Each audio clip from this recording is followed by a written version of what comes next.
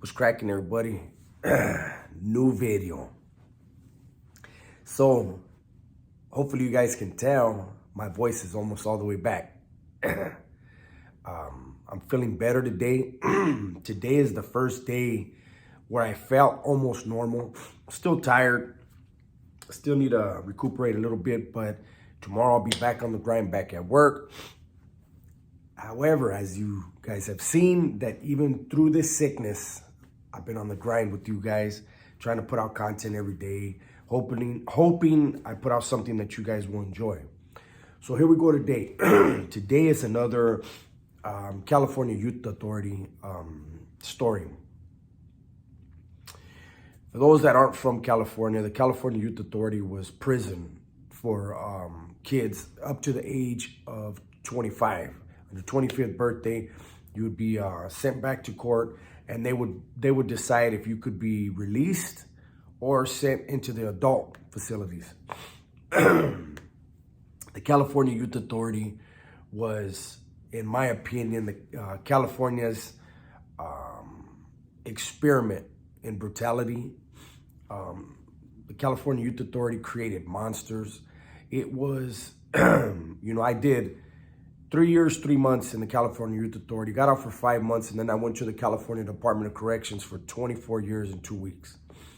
I saw more acts of brutality in the California Youth Authority.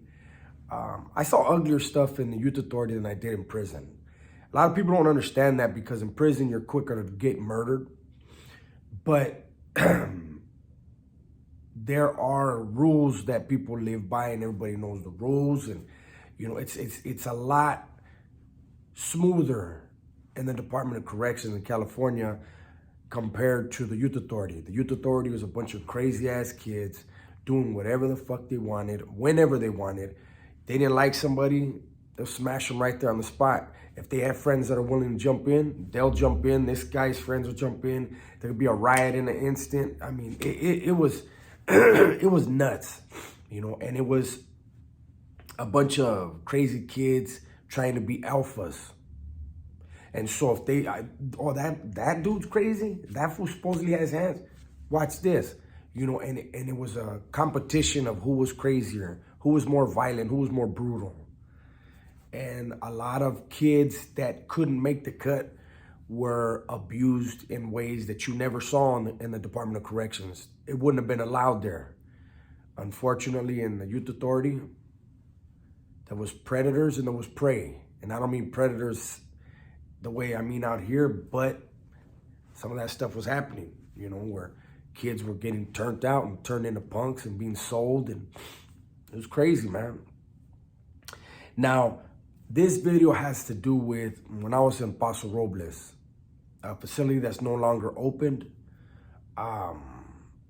I am trying to see if there's a way that I can get in there and film in there. I don't know who to contact. I'm looking into it, though. Anyways, so when I was in Paso, they had a program similar to what the CDC, the adult institutions have as far as the SHU program. They had one in Paso, and instead of SHU, Security Housing Unit, in Paso Robles, it was called the IWP, the Incorrigible Ward Program. Now, you had their IWP, and then you had the box. The box was like, I'd say, you get in a fight or something or whatever it is, they throw you over there for 24 hours, 7 days, 10 days, whatever it is. When you got a program in IWP, the building was actually called Cambria, but it was Cambria IWP. You were not going to go to Cambria for a fist fight. You were not going to go to Cambria for petty bullshit. In order to go to Cambria, you were basically a program failure. You were putting in a lot of work.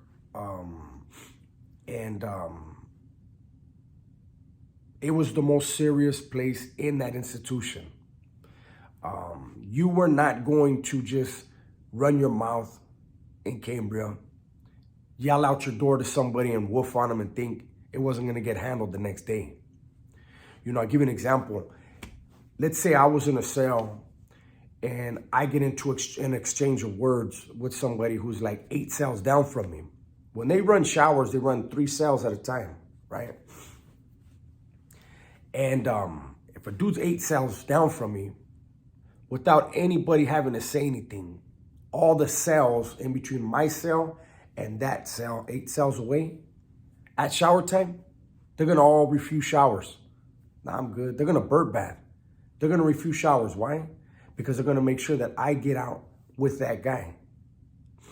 The way the officers worked it in there, so when you come out, you would go across and you have your hands behind your back. You're not cuffed up. You have your hands behind your back. You face the wall.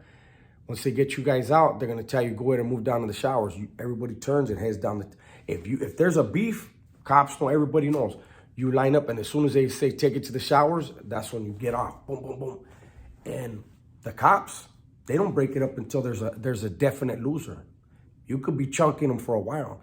However, once there's a loser, that's when the cops get to have their fun. Start body slamming people, pepper spraying them.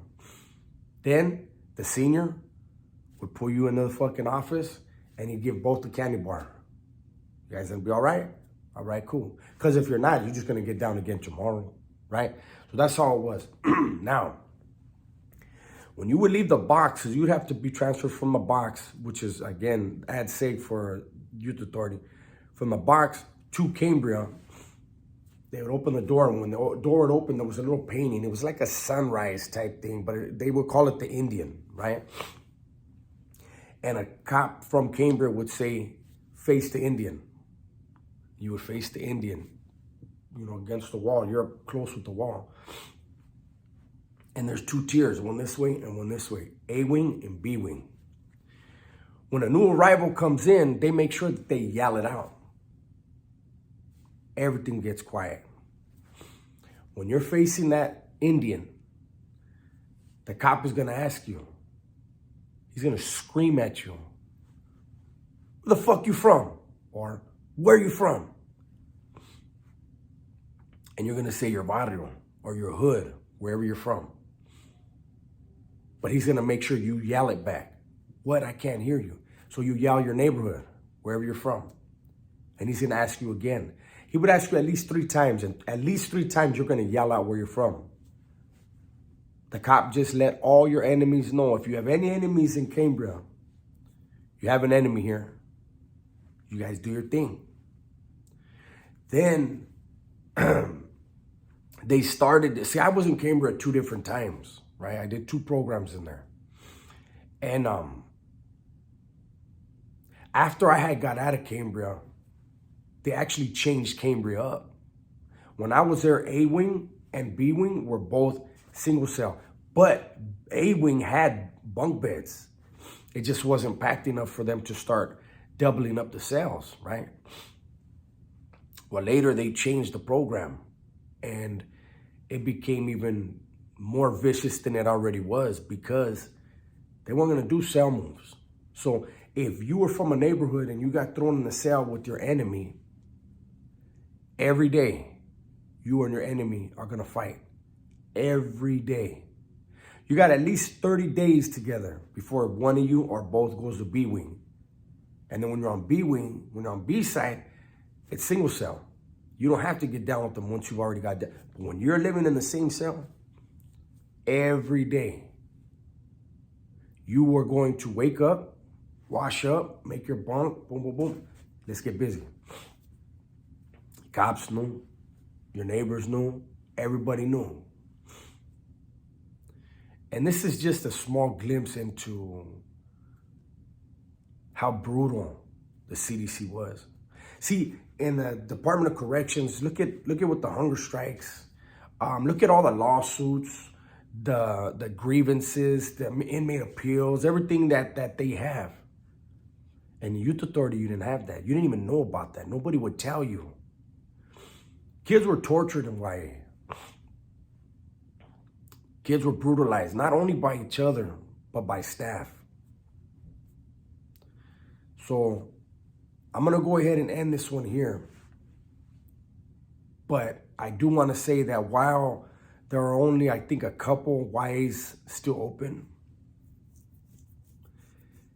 there are still programs and institutions outside of California that are similar to the youth authority. And if you are seeing this and you know or you have a kid that's in this type of program in another state, I suggest that you contact your state representative and your state senators and you ask for an investigation into those institutions. Those institutions are not built to make your child a better person. They don't care. They're there to house them, warehouse them. Whatever they do in there, they do. The staff are just collecting a check. But those kids come out completely different. Thankfully, the majority of them are shut down here in California, like I said. Hopefully, they can be shut down other places and kids learn how to be compassionate and understanding. Because a lot of times, the ones that go to those types of places, they don't have that at home. They don't know what that is. So anyways, you guys stay safe, stay smart, and tell the ones you love that you love them, all right? I'm out.